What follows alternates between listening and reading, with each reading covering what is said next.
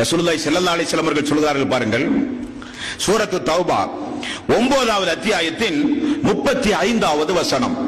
இந்த வசனம் மறுமையில் மனிதன் அப்படியே எழுந்து நிற்கும் பொழுது ஒரு செல்வந்தனை குறித்து சொல்லப்படுகிற வசனம். அவனுடைய செல்வங்களை எல்லாம் எடுத்து வாருங்கள் என்பான் அல்லாஹ்.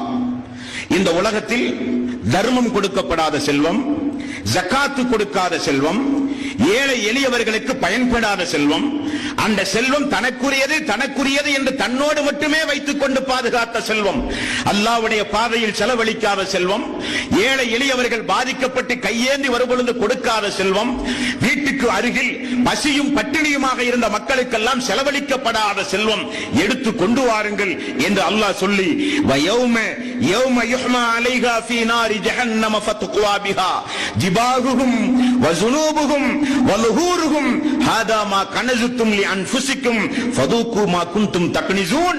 அந்த செல்வங்கள் எடுத்து வரப்பட்டு நரகத்திலே போட்டு காய்ச்சி, அந்த காய்ச்சி கொண்டு வரப்பட்ட அந்த செல்வத்தை அல்லாஹு தஆலா ஜிபாஹுஹும் வஸுனூபுஹும் வலுஹூருஹும் ஹாதா மா கனஸுத்தும் லி அன்ஃபுஸிக்கும் ஃபதூகு மா குன்தும் தக்னிஸூன்.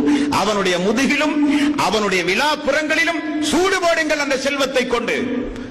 என்னுடைய அடியார்களுக்கு பயன்படாத செல்வம், ஜகாத்து கொடுக்கப்படாத செல்வம், அதற்காக வேண்டி ஓடி ஓடி உழைத்து இபாதத்துகளை பாராக்கிய செல்வம். யா அய்யுஹல்லதீன ஆமனூ லா துல்ஹிக்கும் அம்வாலுக்கும் வலா அவுலாதுக்கும் அன் ஸிக்ரில்லாஹ். பிள்ளைகளோ பொருளாதாரமோ என்னை நினைப்பதை விட்டு உங்களை தடுக்க வேண்டாம் என்று சொன்னானே.